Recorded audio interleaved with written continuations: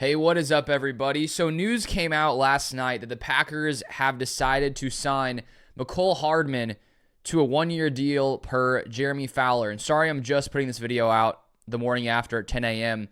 I was at church last night and didn't even see the news. It was maybe 11:30. I was about to go to sleep and I hadn't looked at my phone really, or I hadn't seen any notifications. And I see, Packers signed Mecole Hardman. Look at some of my comments. I see you guys asking, where's the video? So that's why it's slightly later than typical.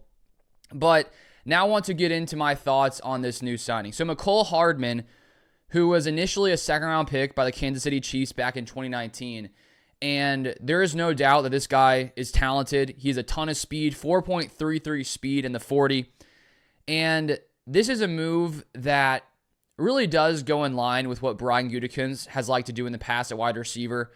Find a cheap guy who maybe hasn't been having their best years the past few seasons, maybe someone who was a little bit better earlier in their career, and then Gutekunst gives them some kind of cheap deal with the hope that maybe they can come in and, outplay the contract they get. And right now, we don't know the exact dollars on this contract. All we know at the time of filming this video is that it's a one-year deal. But when we do look to last year with Kansas City, he signed a one-year, $1.125 million contract. So it seems that it's most likely that he's probably getting some kind of, one-year vet minimum type deal. And so that is a big factor in how I think you look at this signing, because obviously if you paid him, $10 million a year, $15 million a year, that would definitely, not be a good value signing. But when you look at what he could bring to Green Bay, I think that this could be a very, very good value. And just off the bat, if you just look at what he can do in special teams when it comes to kick returning and punt returning, you could just get your value for what this contract will probably be just from him doing that. And so when you look at the Packers kick returners, last year was Keyshawn Nixon. He said at the end of the season that he maybe doesn't want to continue returning kicks. He may just want to focus on cornerback. So maybe they decide to make Hardman the kick returner. You also have him being a very solid punt returner as well. And so the Packers could put him in there for Jayden Reed, because I would think that for some of your guys, your most talented players, you probably don't, if you didn't have to have Jayden Reed out there returning punts, you'd probably like to have someone else out there who, you're not as concerned, or at least with Jayden Reed out there, you're concerned with him getting injured on those punt returns. If he's not out there, you can save him for offense. So that's an area where Mecole Hardman could come in right away and be someone that could be productive in that area. When we look at his stats there in the past few seasons, if we look at his punt return career average, 9.4 yards per punt return. Jayden Reed in 16 punts last year, 8.6 yards per return. So Hardman's career average better than Jayden Reed. And in 2024 on Hardman's punt returns, 10.2 yards per return there, which is better than Jayden Reed's 8.6. So even if he just is the punt returner for the kind of deal he'll probably get, it's a great value. And then if we look at kick returners and kick return yards, Nixon, his career average 27.6, Hardman's career average 23.1. So on average, Nixon has been better on a kick return basis, kick by kick, while Hardman obviously has more speed. But they could put Hardman out there as well. So that's, I think, the floor scenario for Hardman, which I think could be fine. And then you throw in some of the other things that he can do. It does add some things to this Packers offense that I think, Matt LaFleur would really love. And if you look at what he did last year with Kansas City, he wasn't used a ton. If we look at his overall stats last year, only had 12 receptions for 90 yards. He also had 5 rushes for 62 yards and a touchdown. And his average depth of target last year was minus 0.5 yards. So he was mainly used on, screens, jet sweeps, things like that. And I do think that's something the Packers could use him, in that way in 2025. So he may not, play a ton of snaps. He very well could, but at minimum, they could use him in those scenarios, jet sweeps, screens, just because he has insane speed. So if he gets the ball in open space, he just flies. And so that's an area where I think he could be of benefit to the Packers. And it makes you wonder as well, is he going to take some of Jayden Reed's jet sweeps, screens, things like that? Because the Packers like to use Jayden Reed in that way a lot last year. Maybe Hardman comes in and takes some of those from Jayden Reed potentially. And so when you also look at, the fact that Christian Watson dealing with the injury, out the ACL injury, we've all known the Packers needed to add some speed here, and there's no doubt that Mecole Hardman has that speed. Now the question is, can he potentially, fill any of the role that we've lost with Christian Watson being down, with Watson being more the deep threat? I think he can. Obviously, he's not the same type of receiver as Watson, with Watson, being about 6'4". Hardman's 5'10", 187, so he's not going to be your big-bodied deep threat, but he does have that 4.33 speed, so he can help keep defenses honest.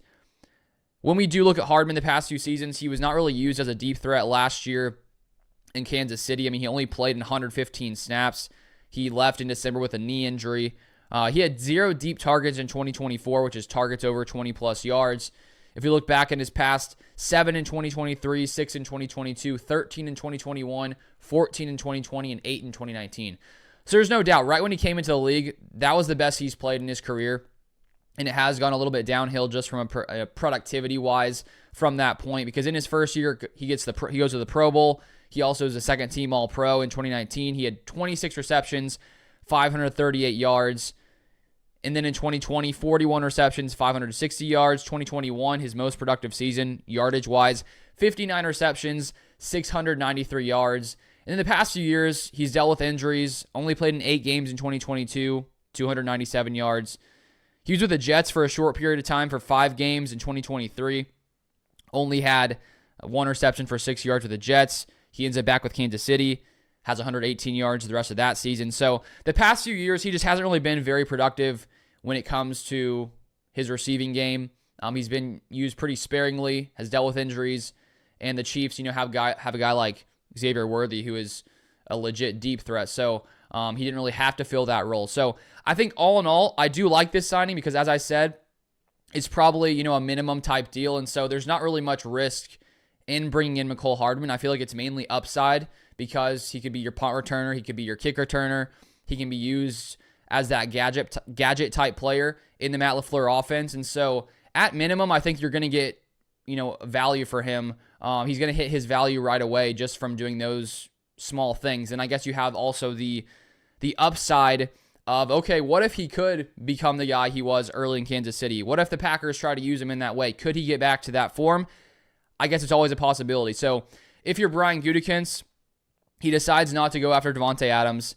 They seem to potentially be interested in Cooper Kupp, but it looks like the Seahawks were probably willing to pay him more money. And so just like in years past, Gutekunst doesn't go over some high-priced, big-time name at wide receiver. Years past, signing Devin Funchess, Sammy Watkins, guys like that who didn't really do too much in Green Bay when they came in. But at the same time, when you're paying guys close to that minimum type deal, it's like, okay, if they don't come in and produce at a high level, it doesn't really matter just because you're not paying them at such a level where you really need them to come in and do something. So I like this signing. There's a lot of upside. Mecole Hardman has a legit speed. He is someone that the Packers can use in 2025. So I'm fine with the signing. I'd probably, give it an A if I was, grading it, just because, there's not much risk here with how much you're probably going to have to be paying him. And so now the question, is, do the Packers still need to add a receiver with, the current situation? Does Hardman, solve all their receiver needs? I would say no. I think I could still see them totally coming in and drafting a receiver. But now they do have a lot more depth. They do have more speed, which they lost from Christian Watson. And so this is a signing that Gutekunst is probably looking at this saying, you know what? What's the risk? There's a lot of upside here for what he could do. And he can come in and be productive on special teams right away and, maybe save Jaden Reed some of those punt returns where, he could be at risk of, more injury, obviously, the more time he's out there in the field. So those are my thoughts. Thank you guys for watching as always. If you want more Packers content, feel free to subscribe down below, and I'll see you guys next time.